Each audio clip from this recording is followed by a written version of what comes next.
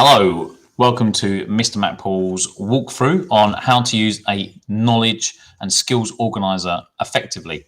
So I'm going to start with an example for year 10 in history, but it applies to all key stages. The first thing you really need to do is set your percentage up here, okay, up here to 60% on your zoom value, and then you should be able to read things nicely and it'll be presented on your page at an adequate size.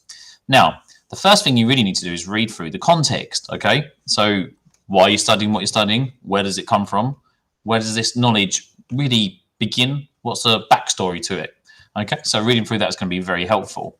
Now, you may have a timeline. Now, that would be really, really good, especially at Key Stage 3. It should be lesson by lesson, really, okay? Or if it's historical, it might be along a conventional timeline. But you have kind of core information here in the middle of your sheet. Now, you may wish to read through, take some notes, speak to the person next to you. You can speak to the person in front or behind you about it. Test each other on what you've just read, okay? A little bit of rote learning just before the exam certainly won't hurt, okay? Now, in history, we have some significant individuals. In geography, you can have some key facts there at the right. So little nuggets of information, just helpful, just very helpful there, okay?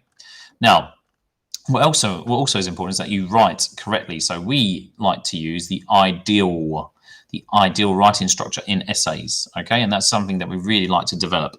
With these sentence starters, these will really help you. Now, a really great little link that we have here, okay, or links that you have are brilliant here. So you have this in history and geography, and you have some little links there which you can then click on and access. So please make sure you have your headphones ready, okay, at the ready, and you'll be able to watch those videos, which will help you revise your ideas a little bit more.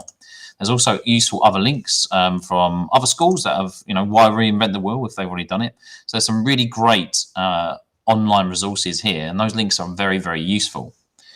Also, we have a box which includes the skills which you need to use as a historian or a geographer, and some specialist terminology. Now, this is a good one to use with your peer next to you. You can ask them to define bloodletting, dissection, or whatever the specialist terminology is in those boxes, and that will really help you. So this will be great for your revision.